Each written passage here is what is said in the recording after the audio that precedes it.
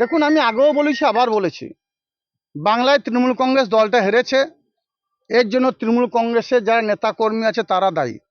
তৃণমূল কংগ্রেস দলটা এমন একটা শক্তিশালী জায়গায় ছিল, যে জায়গা থেকে তৃণমূল কংগ্রেসকে বাংলার থেকে হাঁটানো সম্ভব ছিল না। তৃণমূল কংগ্রেসকে হাঁটিয়েছে কারা? আমি বলবো তৃণমূল কংগ্রেসই হাঁটিয়েছে।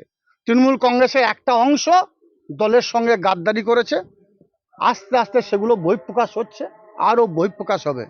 বিভিন্ন সংবাদ মাধ্যমে বা সোশ্যাল মিডিয়ায় দেখতে পাচ্ছি বিভিন্ন নেতা বক্তব্য দিচ্ছেন যে নেত্রী ভালো, নেতা খারাপ, এটা গন্ডগোল, ওটা গন্ডগোল। তাদেরকে বলবো, আগে কেন এই বক্তব্যগুলো রাখেননি? তাদের এই বক্তব্যগুলো আর আগে রাখা দরকার ছিল। দল তার জায়গা থেকে তার পিছিয়ে আসতো এবং শুধরে নিত। তারা সেই বক্তব্য তখন না রেখে এখন তারা বিভিন্ন ধরনের মন্তব্য করছেন, সেগুলো সমীচীন নয়। আমি সবাইকে বলবো, বাংলার যারা মামাটি মানুষের সৈনিক ছিলেন, মমতা বন্দ্যোপাধ্যায় সৈনিক ছিলেন, অভিষেক বন্দ্যোপাধ্যায় সৈনিক ছিলেন, আসুন আমরা সকলে মিলিতভাবে সংঘবদ্ধভাবে আলাপ আলোচনা সাপেক্ষে বাংলা এগিয়ে যাচ্ছে, এগিয়ে যাবে, এবং আমরা সংগঠিত হয়ে আলাপ আলোচনা সাপেক্ষে আমরা লড়াই করি, সংগ্রাম করি, এবং সেটা কখনোই হিংসাত্মক পথে নয়। সেটা সবসময়ের জন্য মানুষের পাশে থেকে যেভাবে ৩৬৫ দিন আমরা কাজ করেছি সেভাবেই কাজ করব।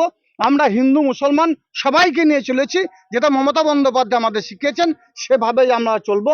যারা ধর্ম নিয়ে রাজনীতি করছে, যারা এই বিদ্বেষগুলো ছড়াচ্ছে, যারা ধর্মের ভিত্তিতে মানুষকে হত্যালীলা চালাচ্ছে, যারা ধর্মের ভিত্তিতে বাড়ি বাড়ি গিয়ে বাড়ি জ্বালাচ্ছে, বাড়ির লুটপাট করছে, তাদের বিরুদ্ধে আসুন আমরা সকলে মিলিতভাবে সংঘবদ্ধভাবে প্রতিবাদ করি এবং প্রতিরোধ করি।